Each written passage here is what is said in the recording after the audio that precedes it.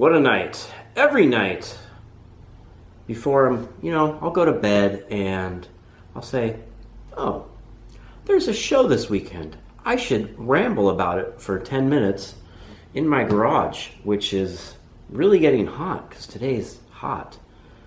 And I will have the most awful night of sleep with my toddler. But I still do this for you. So anyways, hey strong people. I am Kalle Beck from StartingStrongman.com, and this is Strong Talk. Do you know, if you don't want to see my annoying face and just listen to my annoying voice, you can download the Strong Talk podcast on iTunes and wherever else you manage to listen to podcasts and just hear this. It comes out a little bit later than the YouTube version because on the audio, I can't make $4 off of ad revenue. So I got to keep doing it to YouTube, so I actually make a couple pennies. Anyways, this weekend is the Giants Live Finals. So this is an interesting concept that they came up with a couple of years. It's pretty much, Giants is like, okay, we have Britain's, we have Europe's, we have some other show. How else can we sell another arena show? Which is amazing that they do it. They put on the best live shows in strongman. You just can't deny it. That's it. We'll do the Giants Live Finals. And it's another qualifying tour. The top three qualify for World's Strongest Man the following year. And it was originally packaged as, let's take like the 10 finalists from World's Strongest Man and make them all do it in the day. Turns out it's kind of hard to get all of those 10 people on the same page to do one show if it's not World's Strongest Man. So it's a lot of those people and a lot of other good people. And here is who is competing. Mateusz Kieliszkowski, Mark Felix, Alexei Novikov, Robert Oberst, Adam Bishop, Tom Stoltman, Luke Stoltman, Mikhail Shivlikov, Kevin Ferris, Evan Singleton, Iron Bibby, Ben Brunin, Nick Best. He was announced as 3 weeks ago, but there's been a couple other people announced just in the past couple days. So usually when that happens, it means someone else pulled out. But I don't know if they have. I'm sure someone will let me know in the comments if I missed it. I love that when people do that. It's very helpful. Just recently they added Iron Bibby and Terry Hollins. So that is interesting because Iron Bibby's I don't think he's competed since the last one. Or he did the log lift championships, but a full contest? Yeah, I guess he did Dubai, but he hasn't done much. A lot of hype and just kind of doing all that. Anyway, so just want to mention, just because I said all those names doesn't mean they're necessarily competing. In strongman, we never really know who actually is going to compete until we see photos from the athlete meeting the day before. So take everything else I say with a grain of salt. The events, let's run them down and how I think it's going to go. So pretty cool looking Circus Dumbbell. Looks like something Standard Submit would make. Not sure if they did. And it's 100 kilos / 220 pounds for reps. Pretty light, but not everything needs to be super heavy. In that, it's hard to bet against Kieliszkowski and Novikov, in my opinion. I don't really see anyone else on here that's going to challenge them. It'll be interesting to see how many reps they all get with that. I imagine they'll get over 10.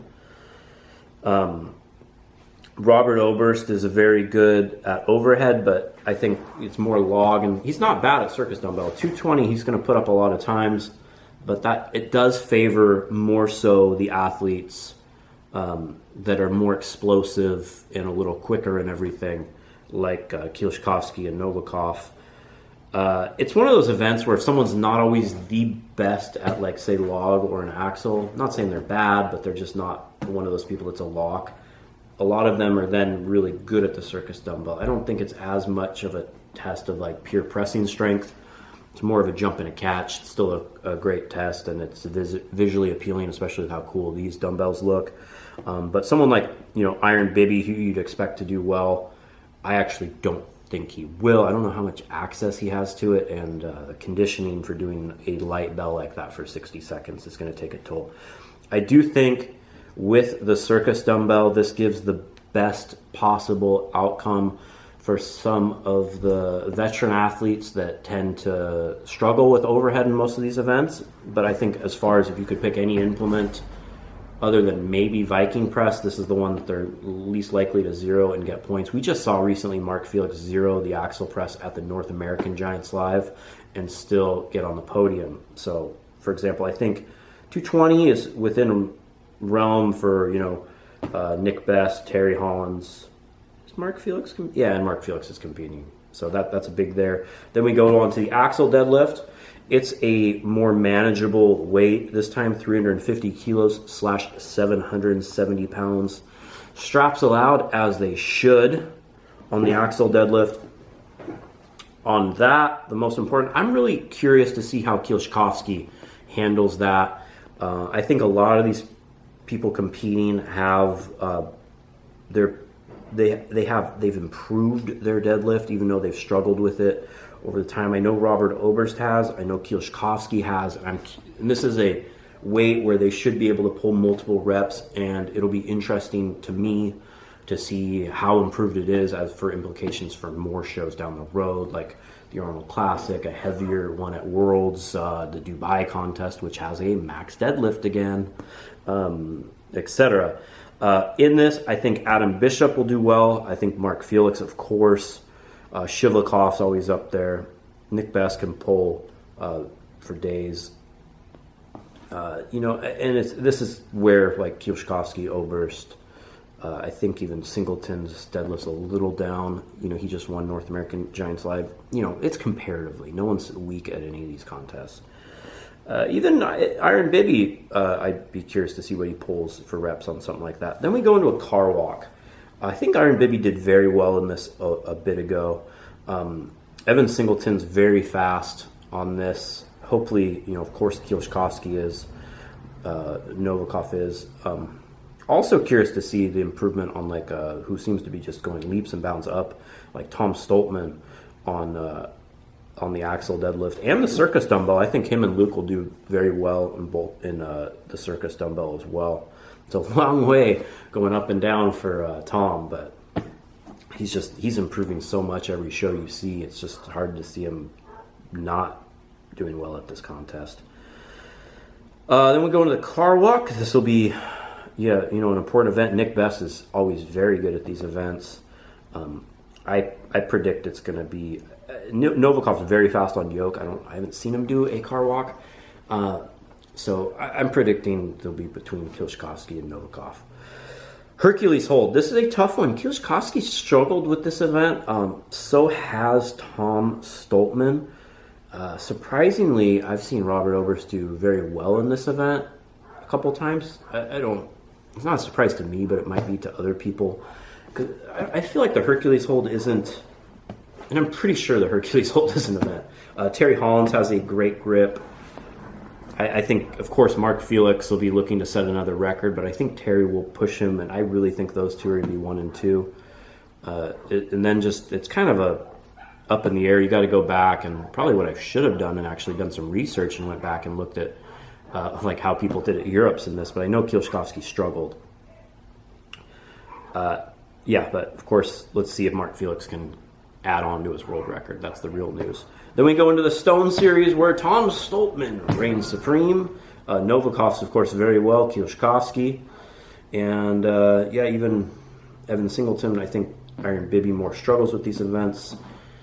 But it's going to be interesting. I think at the end of the day, I am predicting Novikov to win this one. I think he's going to pick up the points in the Axial Deadlift and possibly the Hercules Hold. I could be completely wrong. Kielczkowski will be right up there, and I think third. I think it's very up in the air. I think Tom Stoltman might be right up there. I mean, Evan Singleton looks super hungry. He's fresh off a win. Confidence is as high as ever. And I think something that's really going in his favor is he went over weeks ago and has been playing with all of the implements. He's not going to have any jet lag from travel. You see this a lot when, like American athletes go over to England to compete. Sometimes they're there for only like less than a day. So their time zone's all off. He's been there for, I think, at least 2 weeks now. So he's well adjusted. He's in his element, just hanging out, training on the exact implements. Obviously, not going to work or anything and just focusing on this show, and couldn't have any more confidence going in. So I think he'll probably continue to make more of a name for himself. But I think some of the other Americans are going to try to keep him in their place and try to stay at the top, the top pecking order of American strongmen like Robert Oberst. And wouldn't be surprised if he's right up there in the top 5 as well. And then it'll be cool to see Terry Holland's back. Let's see what kind of improvements Iron Bibby has made. And, Kevin Ferris is I think he's going to really crush people on the Hercules hold. And the car walk. He's very fast at those. Probably pretty good at Circus Dumbbell. I mean, man, looking at these events, he might do really well as well. It's interesting. Of course, you can watch at officialstrongman.com. And if you like what I do, go to store.startingstrongman.com. If you want to train like Robert Oberst, go there and pick up the Strong and Pretty program, which chronicles a program that Robert Oberst runs that'll help make you strong and pretty.